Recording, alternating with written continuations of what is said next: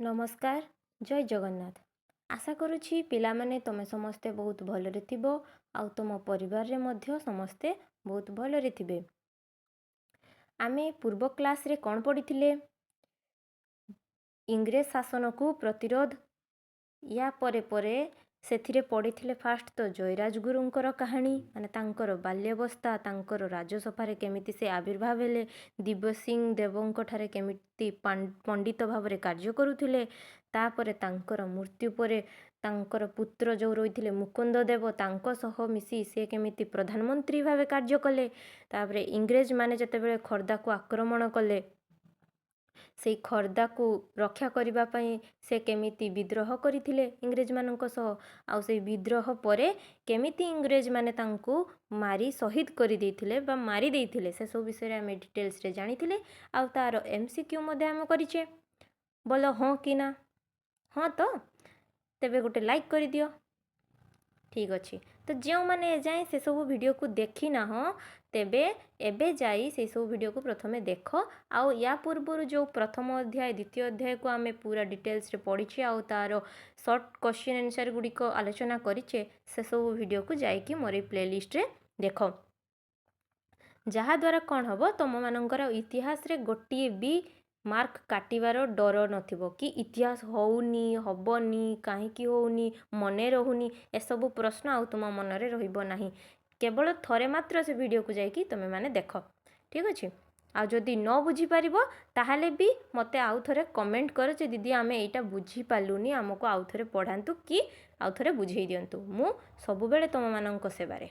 ठीक अच्छे तो आज आमे कौन पढ़िबा आज आमे पढ़िबा ओडिसा रे पाइक विद्रोह ओ बक्सी जगबंधुंकर सेथिरे कौन भूमिका रही से सब आमे आज पढ़िबा।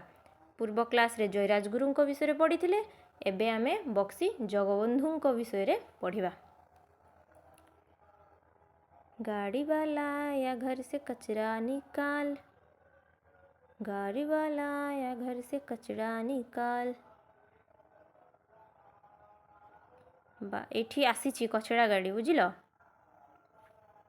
एठी माने कोठी रघु पचरुची दीदी एठी माने कोठी ओडिसा रे कोन तुमर कचरा गाड़ी केवल भुवनेश्वर कटक रे पाइबो आ सेठी एमिति हिंदी गीत पाइबो नाही एटा होचु दिल्ली मु रहिची दिल्ली रे। ठीक अछि हेले मोर मन ओडिया आ मु भी ओडिया मोर भाषा ओडिया आ भारी बढ़िया हाँ कि नहीं आम भाषा ओडिया आउ भारी बढ़िया जय ओडिशा नवीन ओडिशा हो हो ठीक अच्छे तेबे पढ़िबा चलो पिला माने इंग्रेज माने जेतेबेले आमको शासन करि नथिले आमको ताहले शासन केही तो जणे करूथिबो ना तुमे जानिछो कि से किए से होउछंती मरहट्टा वंश मरहट्टा वंश आमको इंग्रेज मानक पूर्वरु शासन करुथिले आ मरहट्टांक पूर्वरु आमको मोगल माने शासन करुथिले चाली थिला जी नाई सी आमको शासन करुछि आ ताले प्रथमे मोगल मानक हाथ रे आम शासन डरी थिला तापरे मरहट्टा मानक हाथ को गला किंतु मरहट्टा मानक हाथ रु छड़ेइले किए इंग्रेज माने जेतेबेले ओडिसा रे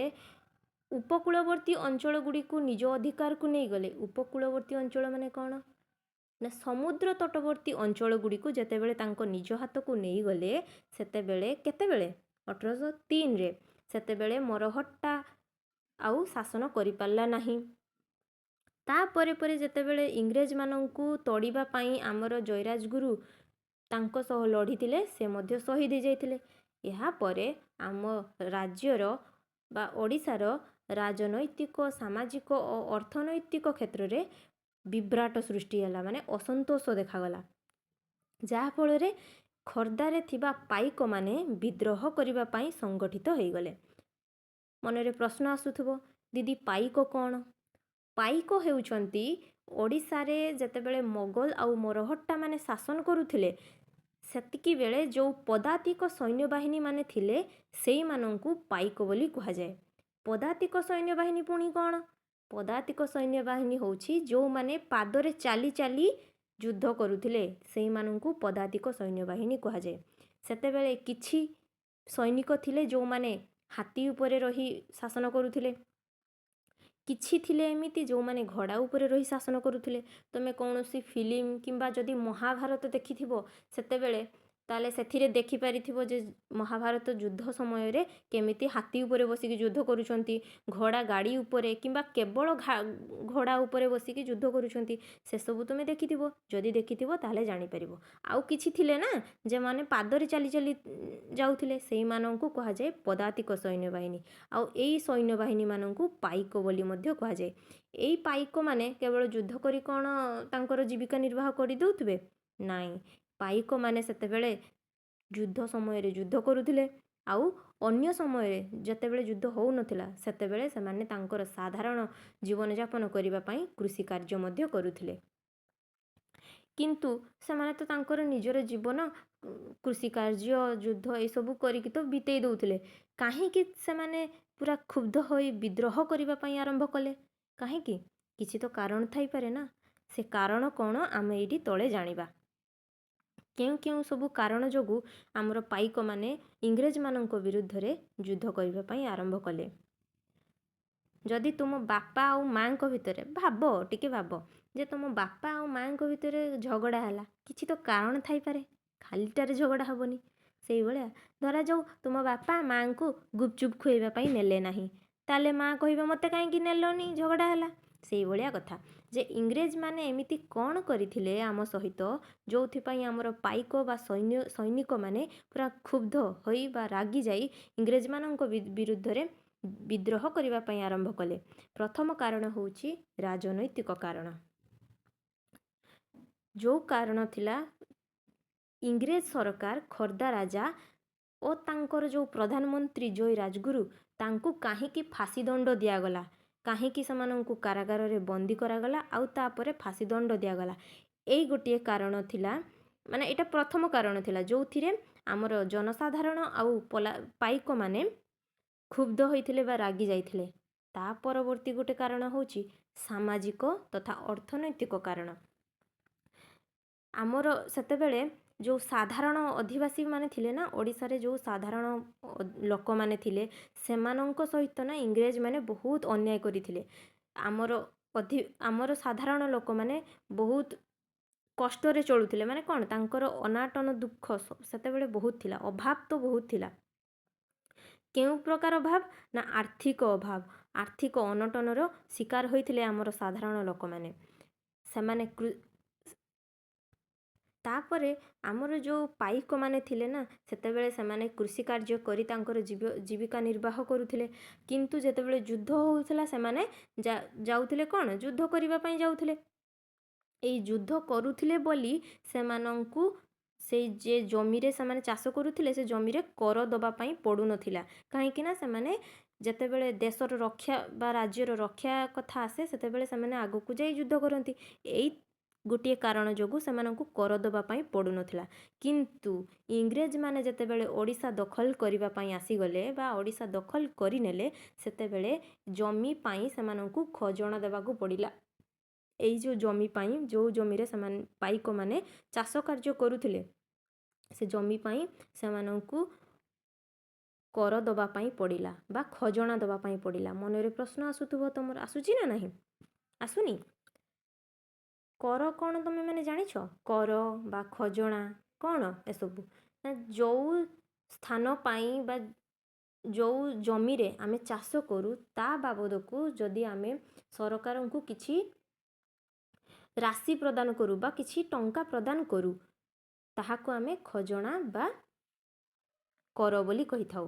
ଏହି କର ବା ଖଜଣା ଇଂରେଜମାନଙ୍କ ଠାରୁ ଆରମ୍ଭ ହେଲା। ତ ଇଂରେଜ ସରକାର ଆସି ଖଜଣା ଆଦାୟ କରିବା ପାଇଁ ଆରମ୍ଭ କଲେ। କେଉଁମାନଙ୍କଠୁ? ଯେଉଁ ବୀର ସୈନିକମାନେ ସେତେବେଳେ ଯୁଦ୍ଧ କରୁଥିଲେ ସେଇମାନଙ୍କୁ ବି ଆଉ ସେ ଛାଡ଼ିଲେ ନାହିଁ, ସେମାନଙ୍କଠୁ ବି କର ନେବା ଆରମ୍ଭ କରିଦେଲେ। ଖଜଣା ଯେତେବେଳେ ଆଦାୟ କରୁଥିଲେ ସେତେବେଳେ ଆମର ଯେଉଁ ରାଜକର୍ମଚାରୀ ବା ଆମର ସରକାରୀ କର୍ମଚାରୀମାନେ ଅଛନ୍ତି, ସେମାନେ ଆମର ପାଇକମାନଙ୍କ ପ୍ରତି ବହୁତ ଅନ୍ୟାୟ ଆଉ ଅତ୍ୟାଚାର କଲେ। ଯଦି ଖଜଣା ଦେବାର ଟିକେ ବି ଲେଟ୍ ହେଇଛି ତାହେଲେ ସିଏ ଯେତକ ଚାଷ କରିଥାଏ ତାର ଚାଷର ଅର୍ଦ୍ଧେକ ଫସଲ ବା ଅର୍ଦ୍ଧେକ ଶସ୍ୟ ଇଂରେଜମାନେ ନେଇଯାଉଥିଲେ ବା ସରକାରୀ କର୍ମଚାରୀମାନେ ନେଇଯାଉଥିଲେ। ଏମିତି ଅତ୍ୟାଚାର ମଧ୍ୟ କରୁଥିଲେ। ଆଉ ଏଇ ଖଜଣାର ଦର ବା ହାର ବଢ଼େଇ ଦିଆଗଲା। ଯଦି ସେମାନେ ପ୍ରଥମ 1 ଟଙ୍କା କି 2 ଟଙ୍କା ଦେଉଥିଲେ, ତାହାର ହାର ତାର ଡବଲ କରିଦେଇ 5 ଟଙ୍କା 8 ଟଙ୍କା ଏମିତି ଆହୁରି ବଢ଼େଇ ଦିଆଗଲା। ତାପରେ ଫସଲ ଯେତେବେଳେ ହାନି ହେଉଥିଲା, ମାନେ ଆମର ଯେତେବେଳେ ଫସଲ ନଷ୍ଟ ହେଇଯାଉଥିଲା, ସେତେବେଳେ ତ ଆହୁରି ଅଧିକ ସେମାନେ ଖଜଣା ଆଦାୟ କରୁଥିଲେ। ସାଧାରଣ ପ୍ରଜାମାନଙ୍କ ପ୍ରତି ଶାସକ ସମ୍ବେଦନଶୀଳ ହେଲେ ନାହିଁ। ଯେତେବେଳେ ସାଧାରଣ ଜନସାଧାରଣ ଆମର ମାନେ ଗରିବ ଅନଟନରେ ଯେଉଁମାନେ ଜୀବନ ନିର୍ବାହ କରୁଥିଲେ, ସେମାନଙ୍କୁ ମଧ୍ୟ ଆମ ଇଂରେଜ ସରକାର ଛାଡ଼ିଲେ ନାହିଁ। ରାଜାଙ୍କ ସମୟରେ କଉଡ଼ି ବିନିମୟ ମାଧ୍ୟମରେ ରୂପେ ପ୍ରଚଳିତ ହେଉଥିଲା। କଉଡ଼ି କ'ଣ ଜାଣିଛ? ଜାଣିଛ ଯଦି କମେଣ୍ଟ କର ଯେ କଉଡ଼ି କ'ଣ ଜାଣିନ? ତ ଶୁଣ, କଉଡ଼ି ପଚାରିବ ତମ ଘରେ ତମ ବୁଢ଼ୀ ମା କିମ୍ବା ତମ ଜେଜେବାପା କିମ୍ବା ତମର ବାପା ଯାହାକୁ ବି ହଉ ପଚାରିଲେ ସେ କହିଦେବେ ଯେ କଉଡ଼ି କ'ଣ। କଉଡ଼ି ସେତେବେଳେ ଟଙ୍କା ଥିଲା। ଏବେ ଯେମିତି ତମେମାନେ ଟଙ୍କା ବ୍ୟବହାର କରୁନ କି, ସେତେବେଳେ କଉଡ଼ି ସେତେବେଳେ ଯେଉଁ ଲୋକମାନେ ଥିଲେ ସେମାନଙ୍କ ପାଇଁ ସେଗୁଡ଼ା ଗୋଟେ ଟଙ୍କା ଥିଲା। ତ ସେହି ଟଙ୍କା ବା ସେ କଉଡ଼ିକୁ ସେତେବେଳେ ଟଙ୍କା ହିସାବରେ ବ୍ୟବହାର କରାଯାଉଥିଲା। ଆଉ ତାଙ୍କ ପୂର୍ବରୁ କ'ଣ ଥିଲା ନା ଦ୍ରବ୍ୟ ବିନିମୟ। ଏଟା ତ ହେଉଛି କଉଡ଼ି ବିନିମୟ, ସେତେବେଳେ ଥିଲା ଦ୍ରବ୍ୟ ବିନିମୟ। ଧରାଯାଉ ରାମ ପାଖରେ ଚାଉଳ ଅଛି କିନ୍ତୁ ଗହମ ନାହିଁ, କିନ୍ତୁ ଶ୍ୟାମ ପାଖରେ ଗହମ ଅଛି ଚାଉଳ ନାହିଁ, ତାହେଲେ 2 ଜଣଙ୍କର 2ଟି ଜିନିଷ ଆବଶ୍ୟକ। କ'ଣ କଲା? ରାମ କେଜିଏ ଚାଉଳ ତାଙ୍କୁ ଦେଇଦେଇ ତାଙ୍କଠାରୁ କେଜିଏ ଗହମ ବା ଶ୍ୟାମଠାରୁ କେଜିଏ ଗହମ ନେଇ ଆସିଲା। ଏଇଭଳି ଦ୍ରବ୍ୟ ବିନିମୟ। ମୁଁ ଏ ଜିନିଷ ଦେଉଛି, ଏଇ ଜିନିଷ ବଦଳରେ ତୁ ମୋତେ ସେଇ ଜିନିଷଟି ଦେ। এইটা ହେଉଥାଏ ଦ୍ରବ୍ୟ ବିନିମୟ। ସେତେବେଳେ ବି ଟଙ୍କା ନଥାଏ। ତାପରେ ହେଲା କଉଡ଼ି ବିନିମୟ, ଯେତେବେଳେ ଟଙ୍କା ବାହାରି ନଥାଏ। ଯେତେବେଳେ ଇଂରେଜମାନେ ଆସିଲେ, ସେମାନେ କହିଲେ ଆମକୁ ଟଙ୍କା ଦରକାର। କ'ଣ? ଆମକୁ ଟଙ୍କା ଦିଅ, ଟଙ୍କା, ଏମିତି କହିଲେ। ବୁଝିଲ? କହିଲେ ଆମେ ଟଙ୍କା ଆକାରରେ ଖଜଣା ନେବା, ଆମେ ସେ କଉଡ଼ି ଆକାରରେ ଖଜଣା ନେବାନି। ଆମ ସାଧାରଣ ଲୋକ ବା କେଉଁଠୁ ଆଣିବେ ଟଙ୍କା ସେତେବେଳେ ଆସିନଥାଏ। ଆଉ ଟଙ୍କା ଯଦି ନ ଦେଇପାରନ୍ତି, ଦେଇ ନ ପାରିଲେ ସେମାନଙ୍କୁ ଜମିରୁ ଉଚ୍ଛେଦ କରିଦିଆଯାଉଥାଏ ଯେ ତୁ ଟଙ୍କା ଦେଇପାରିବୁନି ତ ତୁ ଯା, ତୋ ଜମି ଆଉ ତୋତେ ମିଳିବନି, ସେ ଜମି ଆମର ହେଇଗଲା। ଟଙ୍କା ନ ଦେବୁ, ଜମି ତୋର ନୁହେଁ ଆମର। ଏଇଭଳିଆ ଏତେ ଅନ୍ୟାୟ କରୁଥିଲେ ସେତେବେଳେ। ତାପରେ ଆହୁରି କ'ଣ ହେଉଥିଲା ନା ସେତେବେଳେ ଯେଉଁ ଆଇନ କାନୁନ ସବୁ ଇଂରେଜମାନେ ପ୍ରସ୍ତୁତି କରିଥିଲେ ନା, ସେ ଆଇନ କାନୁନ ଆମ ଓଡ଼ିଆ ଭାଷାରେ ନଥିଲା। ସେ ଆଇନ କାନୁନ ବଙ୍ଗଳା ଓ ପାର୍ସୀ ଭାଷାରେ ଲେଖାଯାଇଥିଲା। ଆମର ଓଡ଼ିଆ ଲୋକ କ'ଣ ବଙ୍ଗଳା ଆଉ ପାର୍ସୀ ପଢ଼ିପାରିବେ? ତମେମାନେ ପଢ଼ିପାରିବ ବଙ୍ଗଳା ଆଉ ପାର୍ସୀ ଭାଷା? ପାର୍ସୀ ଭାଷା ତ ଛାଡ଼, ବଙ୍ଗଳା ପଢ଼ିପାରିବ? ନାଇଁ ନା। ତ ସେତେବେଳେ ବି ଆମ ଓଡ଼ିଆ ଲୋକ ବହୁତ ଲୋକ ଥିଲେ ଯେଉଁମାନେ କି ତ ଶିକ୍ଷିତ ନଥିଲେ, ଯିଏକି ଓଡ଼ିଆ ବି ପଢ଼ିପାରିବେନି। ଆଉ ଯେଉଁମାନେ ଓଡ଼ିଆ ବି ଜାଣିଥିଲେ, ସେମାନେ ସେତେବେଳେ ଓଡ଼ିଆ ବି ପଢ଼ି ପାରୁନଥିଲେ। କାହିଁକି ନା ସେତେବେଳେ ଯେଉଁ ନୀତି ନିୟମ ଗୁଡ଼ିକ ସରକାର ଗଠନ କରିଥିଲେ ସେସବୁ ଓଡ଼ିଆ ଭାଷାରେ ନଥିଲା। ଯାହାଫଳରେ ସେମାନେ ଯାହା ଚାହୁଁଥିଲେ ସେଇ ପ୍ରକାର ନୀତି ନିୟମ ଆମ ଉପରେ ପ୍ରୟୋଗ କରୁଥିଲେ ଆଉ ଆମକୁ ଅତ୍ୟାଚାର କରୁଥିଲେ। କିନ୍ତୁ ଆମ ଓଡ଼ିଶା ଲୋକ ସେସବୁ ବୁଝିପାରୁନଥିଲେ। ଆଉ ପ୍ରଜାମାନେ ସରକାରଙ୍କର ନୀତି ନିୟମ ବୁଝି ନ ପାରି ତାଙ୍କର ଯେଉଁ ଅତ୍ୟାଚାର ଥିଲା ସେସବୁର ଶିକାର ହେଉଥିଲେ। ଆଉ ଏହାର ସୁଯୋଗ ନେଉଥିଲେ କେଉଁମାନେ? ପ୍ରଶାସନିକ ଅଫିସର, ପୋଲିସ କର୍ମଚାରୀ। ଏମାନେ ତ ବହୁତ ସୁଯୋଗ, ଏଇସବୁର ବହୁତ ଫାଇଦା ଉଠାଉଥିଲେ ସେମାନେ। ଯେତେବେଳେ ଇଚ୍ଛା ଚାବୁକ ମାଡ଼, ଯେତେବେଳେ ଇଚ୍ଛା ପୁରା କାରାଦଣ୍ଡ, ଏମିତି ସବୁବେଳେ ଓଡ଼ିଶାବାସୀଙ୍କ ସହ କଲେ। ତେବେ ବୁଝିପାରୁଛ ନା ପିଲାମାନେ କେମିତି ଅତ୍ୟାଚାର କରାଯାଉଥିଲା ଆମ ଓଡ଼ିଆମାନଙ୍କ ଉପରେ? ତାପରେ ସ୍ୱଳ୍ପ ମିଆଦି ଆଉ ଭୂ ରାଜସ୍ୱ ପ୍ରଥା ଧୀରେ ଧୀରେ ପ୍ରଚଳିତ ହେଲା। ଏହା ମାନେ କ'ଣ? ଭୂ ରାଜସ୍ୱ ପ୍ରଥା ମାନେ କ'ଣ? ଜମି ପାଇଁ, ମାନେ ଯେଉଁ ଜାଗାରେ ତମେ ତ ଚାଷ କରୁଥିଲ ତାର ତ କର ଦେଉଥିଲ। ତାପରେ ପରେ ଗୋଟେ ନିୟମ ପ୍ରଚଳନ କରିଦେଲେ କି ତମେମାନେ ଯେଉଁ ଜାଗାରେ ରହୁଛ ତାର ବି କର ଦେବା ପାଇଁ ପଡ଼ିବ। ତା ଭୂ ରାଜସ୍ୱ କର ହେଇଗଲା। ମାନେ ଯେଉଁ ସ୍ଥାନରେ ରହୁଛ ତାର ବି କର ଦିଅ। ଏହା ପ୍ରଚଳିତ ହେଲା। ଓଡ଼ିଆ ଜମିଦାରମାନେ, ଯେଉଁମାନେ ଆମ ଓଡ଼ିଶାର ଜମିଦାରୀ କରୁଥିଲେ, ସେମାନେ ଯଦି ଠିକ୍ ସମୟରେ ନା କର ପୈଠ ନ କରୁଥିଲେ, କର ପୈଠ ମାନେ କ'ଣ? ଯେଉଁ ରାଜସ୍ୱ ଆଦାୟ କରୁଥିଲେ ଆମ ଲୋକମାନଙ୍କ ଠାରୁ, ମାନେ ଜମି ଯାହାକୁ ଚାଷ କରିବା ପାଇଁ ଦେଉଥିଲେ, ଜମି ଛାଡ଼ ସବୁ। ଦେଖ ଜମିଦାର କିଏ? ଫାଷ୍ଟ କଥା ଜମିଦାର କିଏ? ଜମିଦାର ହେଉଛନ୍ତି ଗାଁର ଜଣେ ମୁଖ୍ୟ ଲୋକ, ଯିଏକି ସବୁ ଜମିର ମାଲିକ। ସିଏ ଅନ୍ୟ ଲୋକମାନଙ୍କୁ ଦେଇଥିବେ ଚାଷ କରିବା ପାଇଁ, ଯେ ତୁ ଏଇ ଜମିଟା ନେଇଯା, ତୁ ଚାଷ କରିବୁ, ତୁ ସେ ଜମିଟା ନେ, ସେଟା ଚାଷ କରିବୁ, ତୁ ସେ ଜମିଟା ନେ, ଚାଷ କରିବୁ। ଏମିତି ଜମିଦାର ମାନେ ତାଙ୍କର ନିଜ ଜମିରେ ନିଜେ ଚାଷ ନ କରି ଅନ୍ୟମାନଙ୍କୁ ଚାଷ କରିବା ପାଇଁ ଦେଉଥିଲେ। ସେମାନେ ହେଉଛନ୍ତି ଜମିଦାର। ଆଉ ସରକାରଙ୍କୁ ରାଜସ୍ୱ ପୈଠ କରିବ କିଏ? ତାହେଲେ ଜମିଦାର। ଯାହାର ଜମି ସିଏ ପୈଠ କରିବ ନା। ଆଉ ଜମିଦାର ପଇସା କେଉଁଠୁ ଆଣିବ? ବା ସେ କର କାହାଠୁ ଆଦାୟ କରିବ? ସେଇ ଯେଉଁମାନଙ୍କୁ ସେ ଚାଷ କରିବା ପାଇଁ ଦେଇଥାଏ ସେଇମାନଙ୍କଠୁ ଆଦାୟ କରିବ। ତ ସେଇ ଯେଉଁମାନେ କର ଦେଇ ପାରୁନଥିଲେ, ତାହେଲେ ଜମିଦାର ବି କର ଠିକ୍ ସମୟରେ ପୈଠ କରିପାରୁନଥିଲା। ଯଦି ଯେଉଁମାନଙ୍କଠୁ ସେ ପଇସା କଲେକ୍ସନ୍ କରି ଇଂରେଜମାନଙ୍କୁ ଦେଇଥାନ୍ତା, ଯଦି ସେମାନେ ୟାଙ୍କୁ ଜମିଦାରକୁ ପଇସା ନ ଦେବେ, ତେବେ ଜମିଦାର ବି ପଇସା କେମିତି ଦେବ? ସେତେବେଳେ ଜମିଦାର ପଇସା ନ ଦେଇପାରନ୍ତି, ସେତେବେଳେ ତାଙ୍କୁ ମଧ୍ୟ ଜମିଦାରୀ ପଦରୁ ଉଚ୍ଛେଦ କରାଯାଉଥାଏ। ମାନେ କ'ଣ, ଯେ ତୁ ଆଉ ଜମିଦାର ରହିପାରିବୁନି, ଯା, ତୋର ସବୁ ଜମି ଗଲା, ହାତରୁ ଗଲା, ତାହା ଇଂରେଜମାନଙ୍କର ହେଇଗଲା। ଆଉ ସେତେବେଳେ ଏହାର ସୁଯୋଗ ନେଇ କେଉଁମାନେ ଜମିଦାର ହେଉଥିଲେ ନା, ସେତେବେଳେ ବଙ୍ଗର ଧନିକ ଶ୍ରେଣୀର ଲୋକ ଏହାର ଜମିଦାର ହେଉଥିଲେ। ସେତେବେଳେ ଜମିଦାର କହିଲେ ବହୁତ ବଡ଼ ୱାର୍ଡ଼, ମାନେ ବହୁତ ବଡ଼ ବଡ଼ ଲୋକ, ସେମାନଙ୍କୁ କୁହାଯାଉଥାଏ ଜମିଦାର। ଆଉ ସେଇ ଜମିଦାରୀ ଯେତେବେଳେ ଓଡ଼ିଶାର ଜମିଦାରମାନଙ୍କ ଠାରୁ ନିଆଯାଉଥାଏ, ସେଟା ବଙ୍ଗଳାର ଲୋକଙ୍କ ହାତରେ ଟେକି ଦିଆଯାଉଥାଏ। ମାନେ ବେଙ୍ଗଲର ଲୋକ ଆସି ଆମ ଓଡ଼ିଶାରେ ଜମିଦାରୀ କଲେ। ଠିକ୍ ଅଛି। ଆଉ ଏଇ ଜମିଦାର ମାନେ ଏଇ ବଙ୍ଗର ଯେଉଁ ଜମିଦାର ମାନେ ନୂଆ କରି ଆସିଲେ, ସେମାନେ ଆମ ସାଧାରଣ ଲୋକଙ୍କ ଠାରୁ ନା ବହୁତ ଅଧିକ ହାରରେ ରାଜସ୍ୱ ଆଦାୟ କଲେ। ମାନେ ବହୁତ ଟଙ୍କା ଡିମାଣ୍ଡ କଲେ। କହିଲେ ଏତିକି ଟଙ୍କା ଦେବୁ? ନାହିଁ, ହେବନି, ମୋତେ 100 ଟଙ୍କା ବଦଳରେ 1000 ଟଙ୍କା ଦେ। ଏମିତି ପୁରା ଅତ୍ୟାଚାର ଉପରେ ଅତ୍ୟାଚାର କରି ଚାଲେ। ଯାହାଫଳରେ କ'ଣ ହେଲା ନା, ଆମ ଲୋକମାନେ ପୁରା ଅର୍ଥନୈତିକ ଅତ୍ୟାଚାରରେ ଅତିଷ୍ଠ ହୋଇପଡ଼ିଲେ। ପୁରା ଆର୍ଥିକ ଅଭାବରେ ଅତ୍ୟାଚାରିତ ହେଲେ। ମାନେ ତାଙ୍କ ପାଖରେ ଆଉ ଅର୍ଥ ସଞ୍ଚୟ ହୋଇ ରହିଲା ନାହିଁ। ପୁରା ଅର୍ଥ କେବଳ ରାଜସ୍ୱ, କର, ଖଜଣା ଏଇସବୁ ଦେବାରେ ଚାଲିଗଲା। ଆଉ ଗୋଟେ ହୋଇଥିଲା କ'ଣ ନା, ସେତେବେଳେ ପୂର୍ବରୁ ଆମ ସମୁଦ୍ର ତଟବର୍ତ୍ତୀ ଅଞ୍ଚଳମାନଙ୍କରେ ଲୋକମାନେ ଲୁଣ ମାରି ଖାଉଥିଲେ। ଲୁଣ ମାରୁଥିଲେ, ଲୁଣକୁ ବିକ୍ରି କରୁଥିଲେ। ସେଥିରୁ ଯାହା ପଇସା ମିଳୁଥିଲା ନିଜେ ରଖୁଥିଲେ, ଆଉ ସେ ଲୁଣକୁ ବି ନିଜେ ବ୍ୟବହାର କରୁଥିଲେ।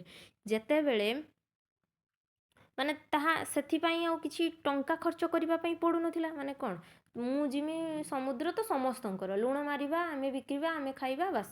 ସେଥିପାଇଁ କ'ଣ ଟଙ୍କା ଦେବା ନଥିଲା। କିନ୍ତୁ ଯେତେବେଳେ ଇଂରେଜ ଶାସନ ଆସିଲା ଆମ ଓଡ଼ିଶାକୁ, ସେତେବେଳେ ସେମାନେ ଲୁଣ ମାରିବା ବି ବନ୍ଦ କରିଦେଲେ। ମାନେ କ'ଣ, ଲୁଣ ମାରିବ, କିନ୍ତୁ ଲୁଣ ମାରିବା ପାଇଁ ତା ପ୍ରତି ବି ଲୁଣ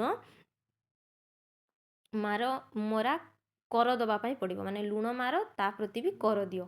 ଯଦି ଲୁଣ ମାରିବ ତାହେଲେ କର ଦେବ। ଆଉ କ'ଣ ନା, ଲୁଣ ଯେ ବିକ୍ରି ହେଲା, ତାହା ଇଂରେଜମାନେ ବିକ୍ରି କଲେ। ଲୁଣ ମାରିକି ତମେ ବିକ୍ରି କରିପାରିବନି। ପୂର୍ବରୁ ସେଇଟା ଥିଲା।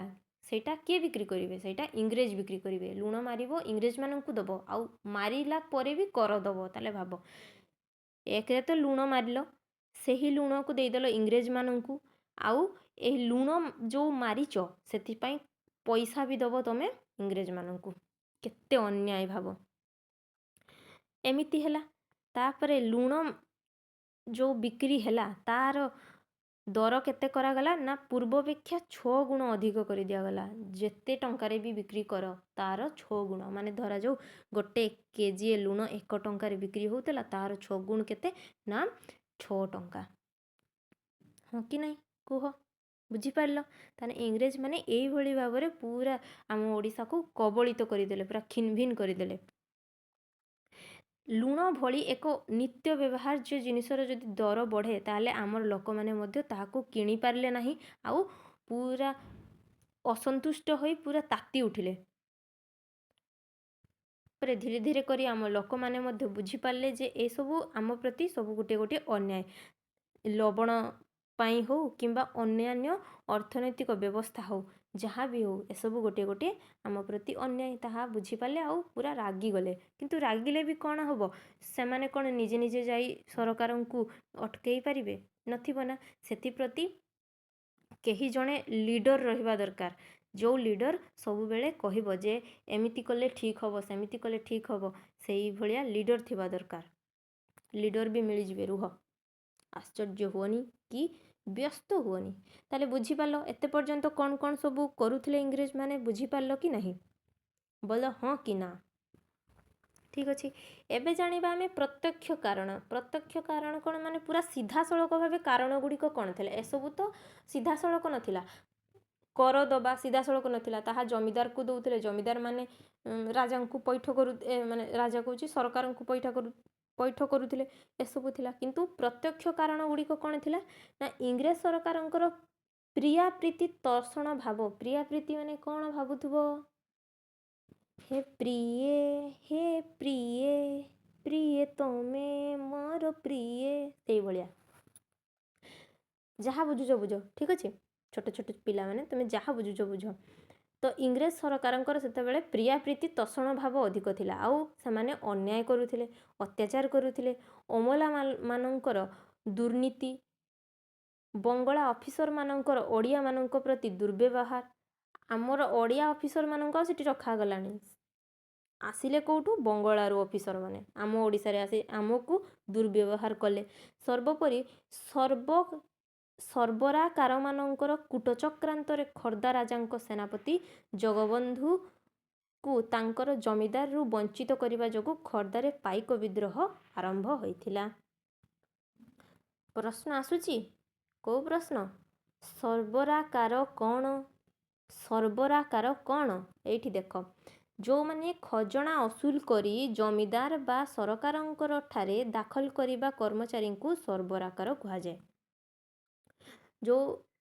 ଯେମିତି କହୁନଥିଲେ କି ଜମିଦାର, ସେ ଜମିଦାର ଯେତେବେଳେ ଲୋକମାନଙ୍କ ଠାରୁ ଖଜଣା ନେଇ ସାରିବା ପରେ ସରକାରଙ୍କୁ ଦଉଥିଲେ, ସେଇ ଯେଉଁ ଜମିଦାରମାନଙ୍କୁ କୁହାଯାଉଥିଲା ସର୍ବରାକାର। ଆଉ ଏଇ ସର୍ବରାକାରଙ୍କର କୂଟଚକ୍ରାନ୍ତ କ'ଣ ନା, ସେତେବେଳେ ଏଇ ଜମିଦାର ମାନେ ମଧ୍ୟ ବଦମାସ ଥିଲେ, ବହୁତ କିଛି ତ ଜମିଦାର ଥିଲେ ଯେଉଁମାନେ ବହୁତ ଭଲ, ଆଉ କିଛି ଜମିଦାର ମାନେ ଥିଲେ ସେମାନେ ଲୋକମାନଙ୍କ ଠାରୁ ଟଙ୍କା ଆଦାୟ କରୁଥିଲେ, ଆଉ ତାକୁ ବାଟମାରଣା କରି ରଖିଦେଉଥିଲେ। ବାଟମାରଣା ମାନେ କ'ଣ ନା, ସରକାରଙ୍କୁ ନ ଦେଇ ନିଜେ ଖର୍ଚ୍ଚ କରିଦେଉଥିଲେ। ସେଇଭଳିଆ କରି, ମାନେ ଏଇଭଳିଆ କୂଟଚକ୍ରାନ୍ତ କରି ସେନାପତି ଜଗବନ୍ଧୁଙ୍କର ତାଙ୍କର ଜମିଦାରରୁ ମଧ୍ୟ ସେ ବଞ୍ଚିତ କରିବା ପାଇଁ, ମାନେ ବଞ୍ଚିତ ହୋଇଯାଇଥିଲା, ମାନେ ତାଙ୍କ ଜମିଦାର, ଏଇ ଯେଉଁ ବକ୍ସି ଜଗବନ୍ଧୁ ନୁହେଁ କି, ଇଏ ଜଣେ ଜମିଦାର ଥିଲେ।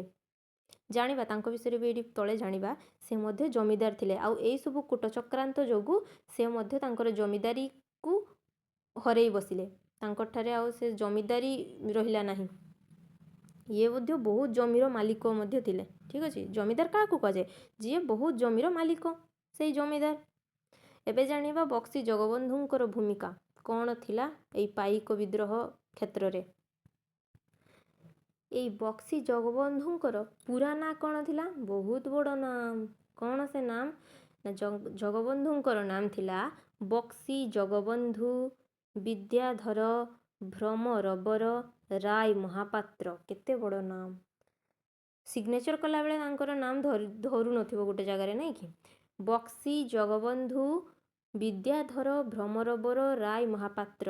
ପରୀକ୍ଷାରେ ବହୁତ ଥର ଏଗୁଡ଼ା ପଚାରିଛି, ମନେ ରଖିବ ପିଲାମାନେ, ଯେ ବକ୍ସି ଜଗବନ୍ଧୁଙ୍କର ପୁରା ନାମ କ'ଣ ଥିଲା।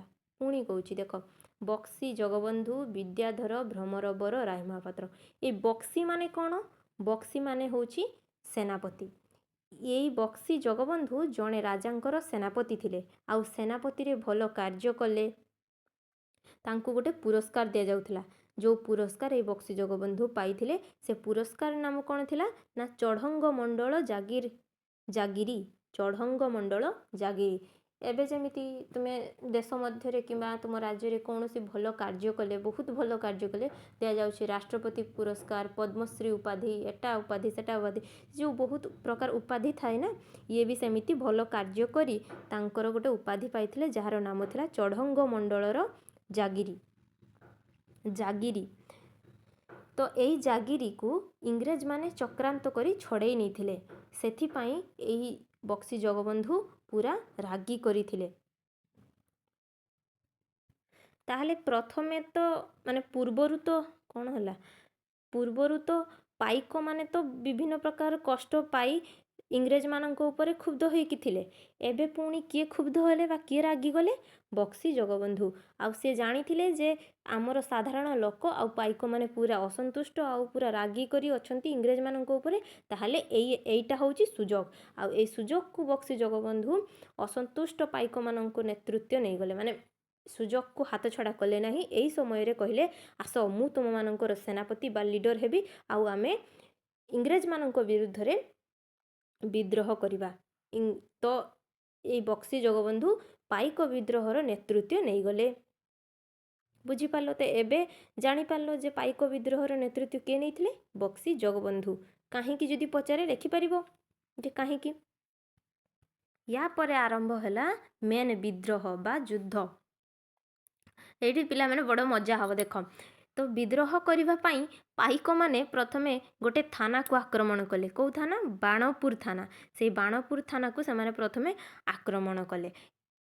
କେବଳ ପାଇକମାନେ ନଥିଲେ, ତାହା ସହିତ ସାଧାରଣ ଜନତା ମାନେ ମଧ୍ୟ ସେଥିରେ ସାମିଲ ହୋଇଗଲେ।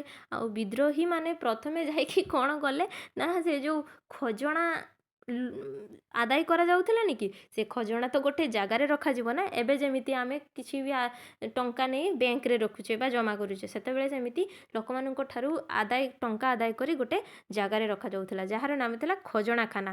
ସେଇ ଖଜଣାଖାନାକୁ ଏମାନେ ଯାଇକି ପ୍ରଥମେ ଲୁଟ୍ କରିନେଲେ, ପୁରା ନେଇଗଲେ।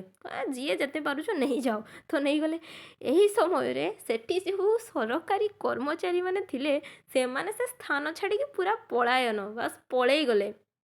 କହିଲେ ଏଠୁ ବାପାରେ ବାପା ପଳେଇ ଚାଲ, ନହେଲେ ମାରିଦେବେ ଏମାନେ ଆମକୁ।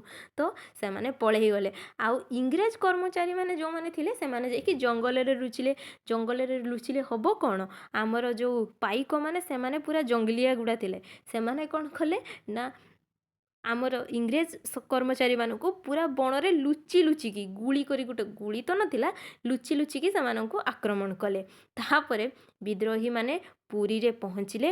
ଆଉ ରାଜା ଦ୍ୱିତୀୟ ମୁକୁନ୍ଦଦେବଙ୍କୁ ଖୋର୍ଦ୍ଧାର ରାଜା ବୋଲି କହିଲେ, ମାନେ ଘୋଷଣା କରିଦେଲେ ଯେ ଆମର ଦ୍ୱିତୀୟ ମୁକୁନ୍ଦଦେବ ହେଉଛନ୍ତି ଖୋର୍ଦ୍ଧାର ରାଜା। ସିଏ ତ ପ୍ରଥମେ ଖୋର୍ଦ୍ଧାରେ ରାଜା ଥିଲେ ନା।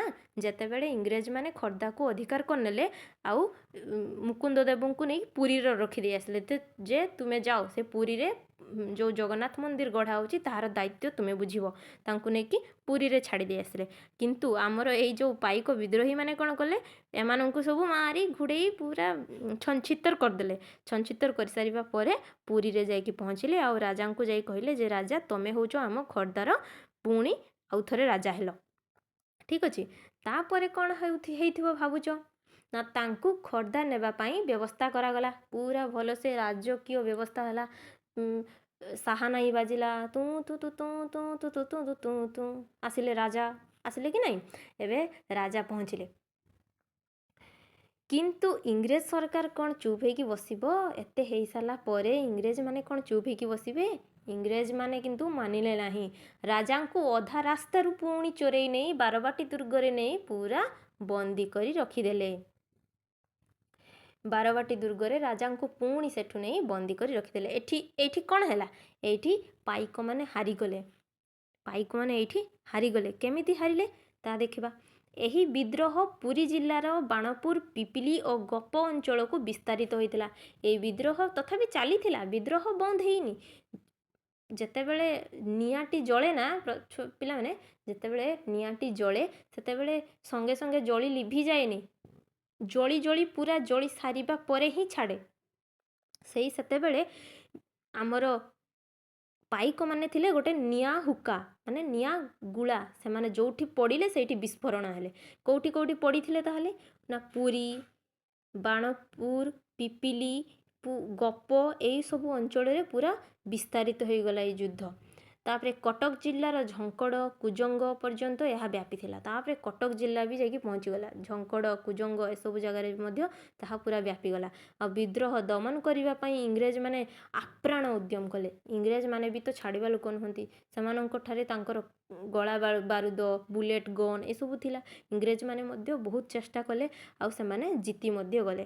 ଅନେକ ଆମର जो विद्रोही माने थिले सेमाने हारी जाई आत्मसमर्पण करदेले किंतु बक्सी जगबंधु जे सेनापति थिले सी आत्मसमर्पण कले नाही सी लुचिकी अन्य जगह को पलई गले माने बहुत जगह एपट सेपट ही बुलू था इंग्रेज माने कौन सी मते धरी पारिले नाही किंतु धरी पारिले केतेबेले तो जेतेबेले बक्सी जगबंधु आत्मसमर्पण न करी एठी सेठी घुरी बुलले सेतेबेले इंग्रेज माने भी चालाक थिले कहले यांकु धरिबा केमिति सेमाने गोटे बुद्धि पांची बक्सी जगबंधुंकर जेते सबु संपत्ति थिला ताहाकु 1823 मसीह सबु संपत्ति को व्याज्याप्त कर दिया गला माने कौन जे इंग्रेज सरकार तांकर सबु संपत्ति को निज अधीन को नहीं गले सेतेबेले आउ जगबंधु जीवे कुआडे आत्मसमर्पण करबा पई बाध्य आत्मसमर्पण तथापि करनथिले कि ता पूर्वरु सेमाने तांकर जमी को तो व्याज्याप्त कले कले आउ घोषणा कौन कले जे जदि बक्सी जगबंधु आमठारे आसी आत्मसमर्पण करती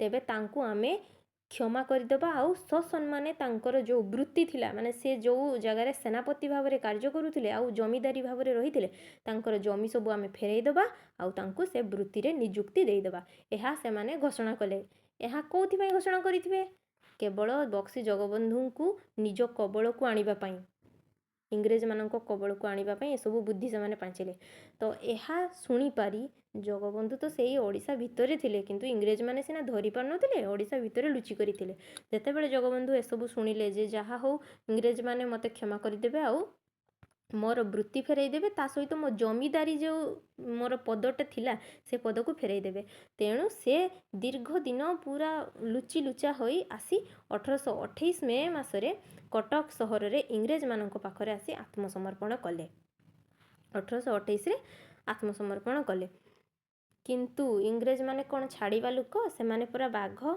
से माने खाली चाही बसथिले जे शिकारटा केतेबेले आसीबो जेतेबेले शिकार आसीगला सेतेबेले से माने पंझा मारी ताकू नहीं गले तो तांकू कटक सहर रे नजरबंदी करी रखी दिया गला काहाकू बक्सी जगबंधु को नहीं कटक सहर रे गोटे जेल रे कारादंड रे दंडित करी रखी दिया गला पूरा नजरबंदी नजरबंदी माने कौन सेटारे केही भी तांकू देखि परिबेनी सी भी मध्य काहाकू देखि परिबेनी ठीक अछि तापरे सी से जेल भितर रही रही रही रही 1829 जनवरी 24 तारीख रे मृत्युवरण कले केबे 1829 जनवरी 24 तारीख रे से मृत्युवरण कले तेबे बुझी पारलो ना सरिला आजिर वीडियो एतिकी तेबे सरिला कौन सरिला जानी पारलो जे बक्सी जगबंधु केमिति थिले से केमिति युद्ध माने सेनापति भाव में युद्धटी को आग को नेले सब से सब विषय जानिल आउ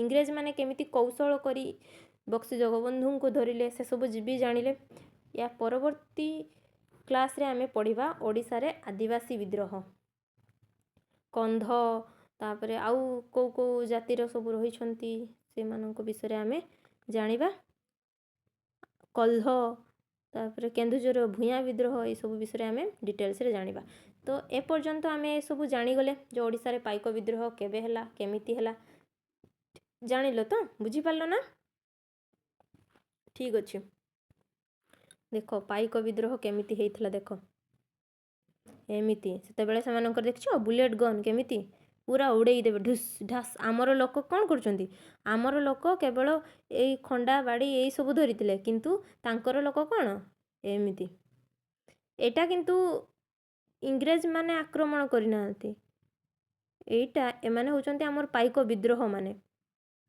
विद्रोही माने सामाने इंग्रेज मानन को आक्रमण करिसंती आहुरी एटा देखि परिबो एटा देखि परछो रुहा टिके बड़ कर दोची कोन हे जाउची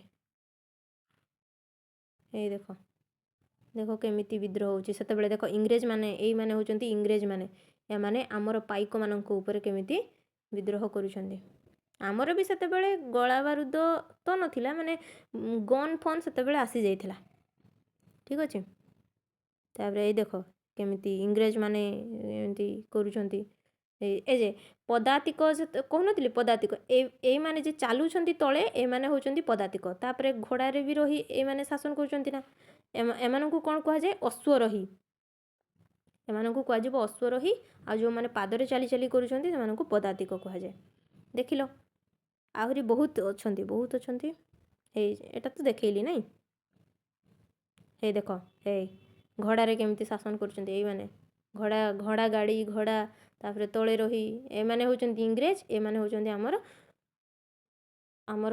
ପାଇକମାନେ ଦେଖିପାରୁଛ ତ ତ ଏଇଭଳି ଭାବରେ ସେତେବେଳେ ଆମକୁ ସେମାନେ ଶାସନ କରୁଥିଲେ ଠିକ୍ ଅଛି ତ ଜାଣିଲେ ଆଶା କରୁଛି ପିଲାମାନେ ତୁମମାନଙ୍କୁ ଭିଡ଼ିଓଟି ବହୁତ ଭଲ ଲାଗିଥିବ ଯଦି ଭଲ ଲାଗିଛି ଟିକେ ଲାଇକ୍ କରିଦିଅ ତୁମ ସାଙ୍ଗମାନଙ୍କ ସହିତ ସେୟାର କରିଦିଅ ଆଉ ସବସ୍କ୍ରାଇବ୍ କରି ମୋ ଚ୍ୟାନେଲରେ ଯାହା ଯାହା ଭିଡ଼ିଓ ଆସୁଛି ତାହାକୁ ମଧ୍ୟ ଦେଖ ଠିକ୍ ଅଛି ତ ରହୁଛି ନମସ୍କାର ଜୟ ଜଗନ୍ନାଥ